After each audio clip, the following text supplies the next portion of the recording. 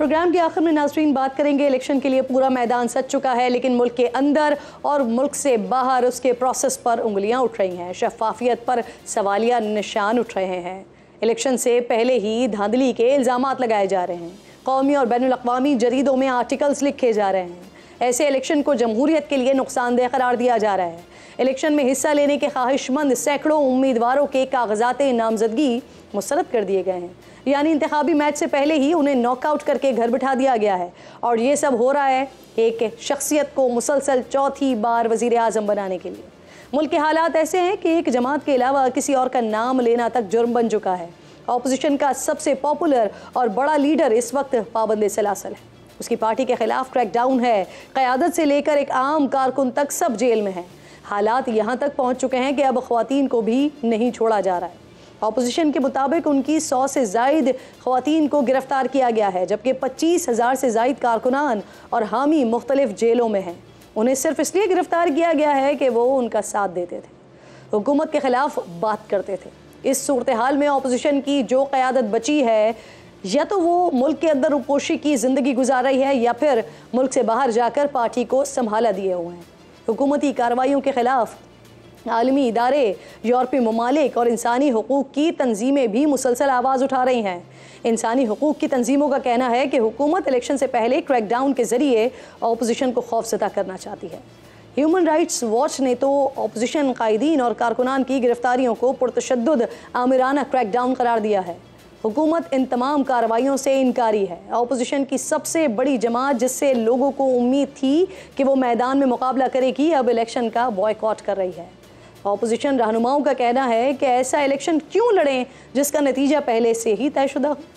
इस सूरत हाल में हुकूमती इत्तेहाद के लिए सबसे बड़ा चैलेंज ज़्यादा से ज़्यादा लोगों को पोलिंग स्टेशन तक लाना है, और अगर ऐसा हो गया तो कल शेख हसीना वाजिद बांग्लादेश की मुसलसल चौथी और तारीख में 5वीं बार वज़ीर आज़म मुंतखब हो जाएंगी। प्रोग्राम के आखिर में नाज़रीन बात करेंगे, इलेक्शन के लिए पूरा मैदान सज चुका है, लेकिन मुल्क के अंदर और मुल्क से बाहर उसके प्रोसेस पर उंगलियां उठ रही हैं, शफाफियत पर सवालिया निशान उठ रहे हैं। इलेक्शन से पहले ही धांधली के इल्ज़ामात लगाए जा रहे हैं, कौमी और बैनुल अक़वामी जरीदों में आर्टिकल्स लिखे जा रहे हैं। ऐसे इलेक्शन को जमहूरियत के लिए नुकसानदेह करार दिया जा रहा है। इलेक्शन में हिस्सा लेने के ख्वाहिशमंद सैकड़ों उम्मीदवारों के कागजात नामजदगी मुस्तरद कर दिए गए हैं, यानी इंतखाबी मैच से पहले ही उन्हें नॉकआउट करके घर बिठा दिया गया है। और ये सब हो रहा है एक शख्सियत को मुसलसल चौथी बार वज़ीर आज़म बनाने के लिए। मुल्क के हालात ऐसे हैं कि एक जमात के अलावा किसी और का नाम लेना तक जुर्म बन चुका है। अपोजिशन का सबसे पॉपुलर और बड़ा लीडर इस वक्त पाबंद सलासल है, उसकी पार्टी के खिलाफ क्रैकडाउन है, क़यादत से लेकर एक आम कारकुन तक सब जेल में हैं। हालात यहाँ तक पहुँच चुके हैं कि अब ख़वातीन को भी नहीं छोड़ा जा रहा है। अपोजिशन के मुताबिक उनकी 100 से ज़ायद ख़वातीन को गिरफ्तार किया गया है, जबकि 25,000 से ज़ायद कारकुनान और हामी मुख्तलिफ जेलों में हैं। उन्हें सिर्फ इसलिए गिरफ्तार किया गया है कि वो उनका साथ देते थे, हुकूमत के ख़िलाफ़ बात करते थे। इस सूरत हाल में अपोजिशन की जो क़यादत बची है, या तो वो मुल्क के अंदर रुपोशी की ज़िंदगी गुजार रही है या फिर मुल्क से बाहर जाकर पार्टी को संभाला दिए हुए हैं। हुकूमती कार्रवाइयों के ख़िलाफ़ आलमी इदारे, यूरोपीय ममालिक और इंसानी हकूक़ की तंजीमें भी मुसलसल आवाज़ उठा रही हैं। इंसानी हकूक़ की तंजीमों का कहना है कि हुकूमत इलेक्शन से पहले क्रैकडाउन के ज़रिए अपोजिशन को खौफज़दा करना चाहती है। ह्यूमन राइट्स वॉच ने तो अपोजिशन कायदीन और कारकुनान की गिरफ्तारियों को पुरतशद्दुद आमिराना क्रैकडाउन करार दिया है।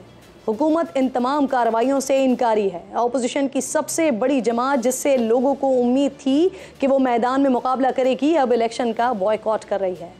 अपोजिशन रहनुमाओं का कहना है कि ऐसा इलेक्शन क्यों लड़ें जिसका नतीजा पहले से ही तयशुदा हो। इस सूरत हाल में हुकूमती इत्तेहाद के लिए सबसे बड़ा चैलेंज ज़्यादा से ज़्यादा लोगों को पोलिंग स्टेशन तक लाना है, और अगर ऐसा हो गया तो कल शेख हसीना वाजिद बांग्लादेश की मुसलसल चौथी और तारीख में 5वीं बार वज़ीर आज़म मुंतखब हो जाएंगी। प्रोग्राम का वक्त अपने अख्ताम को पहुँचा। अपना और अपने मुल्क का ख्याल रखिए और फ़लस्तीन को अपनी दुआओं में याद रखिए। इंशाअल्लाह कल आपसे मुलाकात होगी अल्लाह ने के बाद। की तरफ से मुस्तरद किए गए इलेक्शन ट्रिब्यूनल में आज कई सारे कागजात जो मंजूर हुए हैं उस पर रिएक्शन भी आया है, लेकिन उसके साथ साथ कुछ ऐसे लोग जिनको बाकायदा तौर पर नाअहल किया गया, उन्होंने कुछ अपने असासे छुपाए, इस तरह की बातें भी आई, और जिनके मंजूर हुए थे कागजात उनको भी फिर मुस्तरद कर दिया गया। मैं बात कर रही हूँ हिबा फवाद और फवाद चौधरी साहब की, और मेरे साथ इस वक्त फवाद चौधरी साहब की अहलिया हिबा फवाद प्रोग्राम में ज्वाइन भी कर चुकी हैं। खुश आमदीद आपको कहूँगी। हिबा, सबसे पहले तो ये कहिए, आपके हवाले से नाअहली की खबरें चली जिस पर आपकी वजाहत आ गई कि आपने अपने कागजात खुद वापस ले लिए हैं, लेकिन क्या इसकी वजह से फवाद चौधरी साहब के कागजात पर उठने वाले जो सवालात हैं, क्योंकि अब उनके मंजूर शुदा कागजात वो भी तो मुस्तरद हो गए हैं? देखिए जी, मेरा जो इस पूरी इलेक्शन में रोल था वो सिर्फ ये था कि मैंने फवाद साहब की कैंपेन करनी है, और अगर उन्हें किसी किस्म की भी डिफ़िकल्टी इलेक्शन लड़ने में आती है या उन्हें नाअहल किया जाता है या किसी किस्म का भी ऑर्डर पास होता है कि उनके पेपर नामंजूर किए जाते हैं, तो फिर वो एक बैकअप प्लान के ऊपर मैंने अपने पेपर जमा कराए थे फवाद साहब के कहने पे। लेकिन क्योंकि आपको पता है कि अभी हालात और वाक़यात ऐसे हैं कि वो आज उनको पूरे 2 महीने हो गए हैं वो हिरासत में हैं, और अभी वो पिछले 15 या 17 दिनों से नैब की कस्टडी में हैं, तो मैं नहीं चाहती कि उनको किसी भी वजह बना दी जाए या ना भी हो और उनको टेक्निकल ग्राउंड पे उनको नॉकआउट कर दें। तो इस वजह से मैंने अपने पेपर ही विड्रॉ कर लिए हैं और अब कंटेस्ट वो ही करेंगे अपनी सीट के ऊपर। नहीं, ट्रिब्यूनल के मुताबिक मैडम आपने 3 गैर मुल्की दौरे और 9 बैंक अकाउंट्स अपने असासों में जाहिर नहीं किए हैं। FIA ने गैर मुल्की दौरों और स्टेट बैंक ने अकाउंट्स का रिकॉर्ड ट्रिब्यूनल में पेश किया है। मामला ये था कि वो ऑब्जेक्शन रिपोर्ट हुए थे, लेकिन देखिए ना तो मेरी नाअहली आई है उसके अंदर, मैंने विड्रॉ ले लिया केस के अंदर ही। जब आप विड्रॉ ही ले लेता है कैंडिडेट कि हम कंटेस्ट ही नहीं कर रहे हैं, तो वो चीज़ें फिर फैक्ट्स और ग्राउंड्स जो हैं वो हम उसको क्लियर करेंगे, और इसी बुनियाद के ऊपर उन्होंने कहा कि जी हम फवाद साहब का भी और रोक रहे हैं। लेकिन जब यहाँ पे सब चीज़ें सामने आई तो अकाउंट्स के हवाले से क्लैरिटी उनको मंगल को हम दे देंगे कि ऐसे कोई भी अकाउंट्स नहीं है और वो हर चीज़ वहाँ पे डिक्लेयर्ड है। और मुझे जो मेरे बारे में जो अफवाह फैलाई जा रही है सुबह से कि जी मुझे नाअहल कर दिया गया है, पता नहीं इनके असासे भी आ गए हैं, क्लियरली जज साहब ने कहा है कि ये जो ऑर्डर मैं पास करूंगा आपके किसी भी इलेक्शन के ऊपर इम्पैक्ट नहीं करेगा। देखिए फाइंडिंग्स है ना उनकी, क्योंकि ट्राइब्यूनल कोर्ट के पास ये अख्तियार नहीं है कि वो मुझे नाअहल कर सकें, लेकिन ये ऑर्डर है, लेकिन मुझे किसी किस्म की कोई नाअहली का सामना नहीं है। फवाद साहब क्लियर हो जाएंगे इंशाल्लाह। जी नहीं, हिबा साहिबा, आप अपने खिलाफ खबरों का जिम्मेदार फवाद चौधरी साहब के भाई फैसल चौधरी को करार दे रही हैं। पहले भी आपने कहा था कि उन्होंने आपकी मुलाकात फवाद साहब से नहीं होने दी है, क्या वजह है इसकी? आखिर क्यों आपको ऐसा लगता है कि फवाद चौधरी के भाई आपके खिलाफ हैं? मुझे ये नहीं पता कि क्या इश्यूज हैं उनके, लेकिन अभी अगर आप जाके देखें तो ट्विटर अकाउंट पे आप ही ने मुझे बताया है कि वो लिख रहे हैं कि इंशाल्लाह रीट्वीट्स कर रहे हैं। देखिए मेरी बात सुने, जब आप पॉलिटिकली चीज़ों को लेके चल रहे होते हैं ना तो ये मायने बेमायने होते हैं। जब मैं नाअहल हो ही नहीं हूँ तो बात क्लियर हो गई है, यहाँ पे मैंने अपने विड्रॉल ली है। फवाद साहब की सीट है जी, वो लड़ेंगे, और मैं किसी बुनियाद के ऊपर उनको नहीं उनको आजमाइश में डालना चाहती कि जी ये मैसेज जाए कि जी अहलिया लड़ना चाहती हैं। अहलिया नहीं लड़ना चाहती, फवाद साहब की सीट है। मेरा पहले भी बयानिया यही था, मेरा अब भी बयानिया यही है कि उनकी सीट है और उनकी इलेक्शन सीट के ऊपर खानदान का कोई फर्द नहीं लड़ेगा।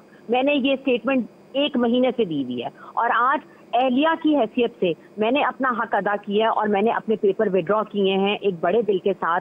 जिनकी सीट है वो लड़ें, अल्लाह पाक उनको उनकी सीट मुबारक करे और शुक्र करे उनको। नहीं, मुझे बताइए कि फवाद चौधरी के हलके में तहरीक इंसाफ अपना कोई उम्मीदवार खड़ा करेगी वहाँ पे, या कोई अंडरस्टैंडिंग हो गई है? क्योंकि ख़ानदान के हवाले से तो आप कह रही हैं ना कि वो फवाद साहब की सीट है वही लड़ेंगे। PTI अपना कोई उम्मीदवार वहाँ पे खड़ा करेगी?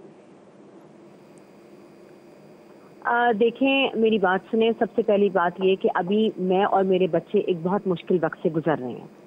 ये बात मुझे नहीं पता कि उनकी कोई मुलाकात हुई है। जहाँ तक मेरी नॉलेज में है वो अभी कस्टडी में है, तो उनको सिर्फ जो हमें ऑर्डर्स मिले हैं सिर्फ ब्लड रिलेशन के मिले हैं मिलने के लिए। मेरी बच्चियाँ और मुझे ऑर्डर मिले हैं उनको मिलने के लिए, और बाकी फैमिली मेम्बर्स को।